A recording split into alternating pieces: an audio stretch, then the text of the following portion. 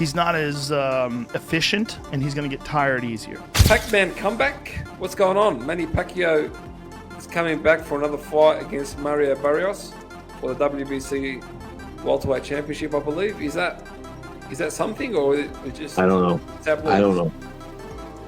I don't know. I keep laughing about that fight. Just take into account the last time he stepped foot in that ring against Ugas.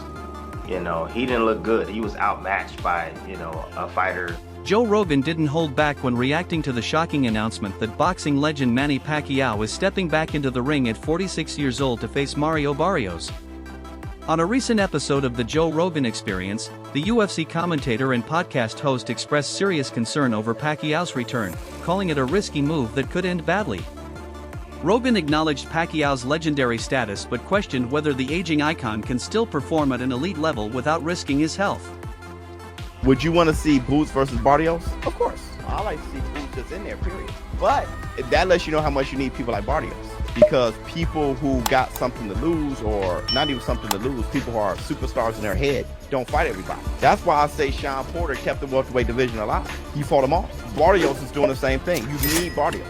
You need people like Barrios, because Barrios will take the fight with Boots. The upcoming fight between Pacquiao and Barrios is a classic clash of experience versus youth. Pacquiao's wealth of experience and tactical acumen will be tested against Barrios' physical advantages and youthful energy. Barrios' height and reach could pose challenges for Pacquiao, who has faced taller opponents in the past but may find it more difficult at this stage of his career. Pacquiao's journey back to the squared circle has been anything but conventional. After retiring to focus on his political career in the Philippines, he made a brief return in a 2024 exhibition match against Japanese kickboxer Rukia Ao.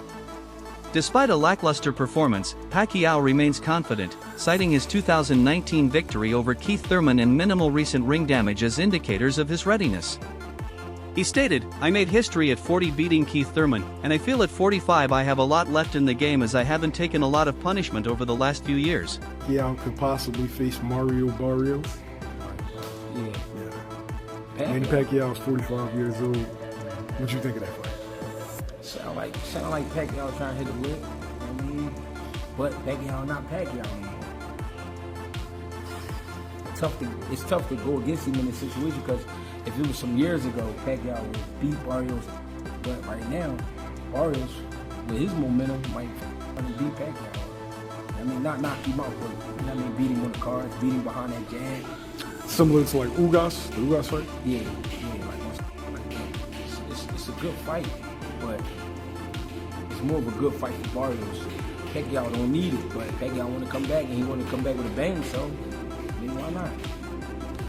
If he can make it happen, make it happen. Joe Rogan has often praised Manny Pacquiao on his podcast, calling him one of the greatest fighters in boxing history. Rogan admires Pacquiao's explosive speed, work ethic, and humility. Despite his fame and accomplishments, he's highlighted how Pacquiao started from extreme poverty in the Philippines and rose to become an 8-division world champion, a feat no one else has achieved. Rogan often emphasizes Pacquiao's ability to remain competitive even against younger opponents late in his career, saying it speaks to his discipline and fighting spirit. George Kambosos Jr., a fellow warrior from the lightweight division and proud Greek Australian, has always looked up to Pacquiao. Kambosos trained with Pacquiao during camps and credits him for shaping his mental toughness and dedication. He has referred to Pacquiao as a living legend and the ultimate warrior, often noting how Pacquiao's relentless style and heart inside the ring are unmatched. Rogan has shared his thoughts on the Manny Pacquiao vs. Floyd Mayweather fight multiple times on his podcast. He expressed disappointment in how the fight turned out, mainly because it didn't live up to the years of hype. Rogan, like many fans, felt the fight happened too late. Both fighters were past their physical prime, especially Pacquiao, who later revealed he was dealing with a shoulder injury during the bout. Rogan praised Mayweather's defensive genius, saying Floyd's ability to shut down Pacquiao's offense and control the pace was masterful, even if it made for a less exciting fight. However, Rogan also sympathized with fans who were expecting a war, not a tactical chess match. He believed Pacquiao's injury and Mayweather's style led to a dull fight that didn't showcase what made both fighters legends in the sport. Overall, Rogan saw the fight as a historic moment, but one that was more about business than boxing. He said that if they fought earlier in their primes, it could have been a completely different outcome and a far more explosive fight. And so who are they talking about Pacquiao matching up with next? He chasing the Mayweather. Of course. So why not? Right. Floyd, come on. I know you love money. He was saying that he thinks Floyd's out of money already because he says Floyd spends so much money, he's probably already out of it. Well, he spend money too. I think Sure. Pacquiao spend more money than Floyd on Really? everybody else. Oh, that's right, because he's got like 50 people that he just like has supported. Yeah, I mean he's an interesting guy, man, because he's so friendly. Right. You know, like Pat. Even like when people are trash talking, he's like smiling, and then he gets in that ring. Kick you out later.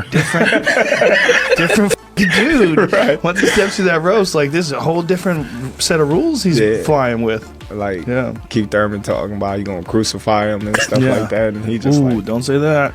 Yeah. And got crucified. Yeah, but he's I super wish you the religious best. too. Good luck in the fight. Good luck in the fight.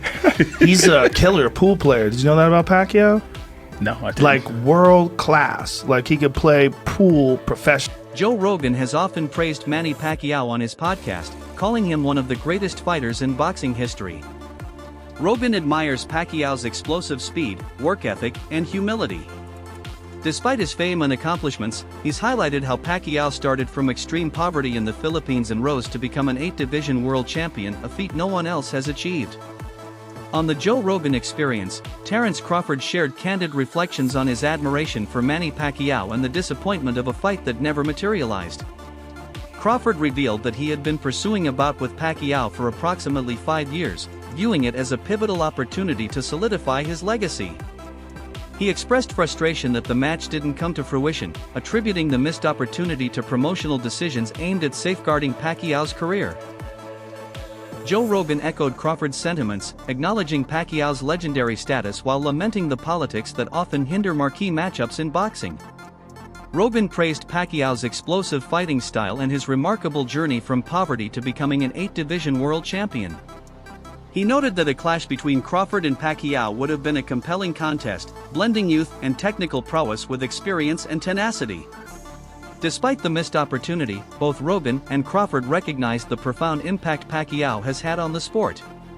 Crawford acknowledged Pacquiao's unique accomplishments, including winning titles in 8 weight classes, but suggested that Pacquiao didn't achieve them entirely on his own, reflecting a personal opinion rather than objective criticism. In their discussion, Rogan and Crawford highlighted the complexities of boxing's promotional landscape and the challenges fighters face in securing legacy-defining bouts. Their conversation underscored the respect they hold for Pacquiao's contributions to boxing and the enduring influence of his storied career. He's an interesting guy, man, because he's so friendly. Right. You know, like even like when people are trash talking, he's like smiling, and then he gets in that ring. Kick It's you later. different fucking dude. Right. Once he steps through that roast, like this is a whole different set of rules he's flying with. Like Yeah. Keith Thurman talking about you gonna crucify him and stuff Yeah. like that, and he just Ooh, like, don't say that. Yeah. And got crucified. Yeah, but he's super I wish you the religious best. too. Good luck in the fight. Good luck in the fight. I already said he's got these T-Rex arms. Everybody's talking about how fast he is. Manny Pacquiao, T-Rex arm. Pop, pop, pop. Pacquiao. Oh, down goes Thurman! And let me tell you, that was just a quick punch. Pacquiao again, the aggressor. See? Now the response by Manny Pacquiao. Manny Pacquiao. Mario Barrios, known by his moniker Elastica, is a 29-year-old American boxer hailing from San Antonio, Texas. Standing at 6 feet tall with a reach of 71 inches, Barrios possesses a physical advantage over many in the welterweight division. He began his professional career in 2013 and quickly made a name for himself with his aggressive style and knockout power. Barrios first gained prominence by capturing the WBA regular super lightweight title in 2019, defeating Juan Jose Velasco with a second-round knockout. However, his most notable achievements came in the welterweight division. In September 2023, Barrios faced Eudenis Ugas, a seasoned Cuban fighter, for the WBC interim welterweight title. Barrios dominated the bout, winning by unanimous decision with scores of 118-107, 118-107, and 117-108. This victory showcased his ability to control distance and utilize his jab effectively. Subsequently, Barrios was elevated to full WBC welterweight champion after Terence Crawford vacated the title. Barrios' most recent defense was against Abul Ramos in November 2024. The fight was a thrilling contest that ended in a split draw, with one judge scoring it in favor of Barrios and another for Ramos, while the third judge had it even. Both fighters exchanged knockdowns, with Barrios dropping Ramos in the second round and Ramos responding with a knockdown of his own in the sixth. Despite the draw, Barrios retained his title and demonstrated resilience and adaptability in the ring. Eddie Hearn, known for his frank and strategic insights, would likely express intrigue over Manny Pacquiao's decision to fight Mario Barrios, especially given Pacquiao's age and lone layoff from the ring. Hearn might praise Pacquiao's legendary status, emphasizing how his speed and experience still pose a threat even at 46. However, he would also stress the risks involved. Barrios is younger, active, and recently defeated Ugas to win the WBC interim welterweight title. Hearn might question whether Pacquiao is chasing legacy or just staying relevant in a competitive welterweight scene. He could point out that while this bout could draw strong pay-per-view interest, especially among Filipino and Latino fans, it also raises concerns about fighter safety and longevity. Ultimately, Hearn would likely frame the matchup as a fascinating generational clash, a legend trying to defy time versus a rising star seeking a defining win. He might conclude by saying that the boxing world should appreciate Pacquiao's courage but not overlook the very real possibility that Barrios, with his power and youth, could end the iconic career of one of boxing's greatest. Yeah, potentially facing Mario Barrios. What do you think of that fight? Yeah, I think that, it's a very contentious subject. Like, people moaning about Manny Pacquiao. I think Manny Pacquiao is still good enough to beat most fighters in the top 20 at 147 pounds. He's clearly not the fighter that he once was. You're not going to be at that age. My problem is that he's been inactive for quite a long time. Like we were talking about fighting him with Conor Benn maybe 6 months ago or a year, and every month or 3 months or 6 months that passes, you do become a lot older. So, I guess there's two questions. One is, should he be fighting again? And at the end of the day, if he's good enough to beat everybody outside of the top 20 in the world, then why not? But should he be fighting for the world title? I guess that's another question. In the commercial world of boxing, the answer is yeah, probably. In the ratings world and activity world, the answer is probably no. Pacquiao's bout against Mario Barrios is more than a comeback. It could be a strategic step toward a high-profile clash with Gervonta Tank Davis. Pacquiao has openly expressed interest in facing Davis, stating his willingness to fight at 145 or 147 pounds. He emphasized his experience and readiness, saying, "I can fight anybody, even like Gervonta Davis. I'm not scared of anybody." A victory over Barrios would not only secure the WBC welterweight title for Pacquiao but also enhance his credibility for a bout against Davis. Barrios, who previously faced Davis in 2021, suffered an 11th round TKO loss after being knocked down 3 times. This shared opponent adds intrigue to a potential Pacquiao-Davis matchup. However, the prospect of Pacquiao facing a prime Davis is contentious. While Pacquiao's experience and legacy are undeniable, Davis's youth and knockout power present significant challenges. If the fight materializes, it would be a compelling narrative of a boxing legend testing his mettle against a rising star. So basically, your interpretation is that the boxing public is upset because they believe Pacquiao's going to beat Barrios, which is going to lead to a Tank Pacquiao fight? Yes, look around. Look in the Discord. That's what everybody, Pac and Tank, that's being set up. Oh, Tank and Pac. okay, so they saying Barrios is the setup for Tank and Pac. I didn't see that, but your argument makes sense. If he beats Barrios, there's nothing wrong with him fighting Tank. But the issue is he don't deserve the Barrios fight off of 3 years off and a loss to Ugas. And that's cry me a river, man. That's what boxing is. But longer deserve a Canelo. Manny Pacquiao's return to professional boxing at age 46 has sparked discussions about the motivations behind his comeback, with financial considerations being a prominent factor.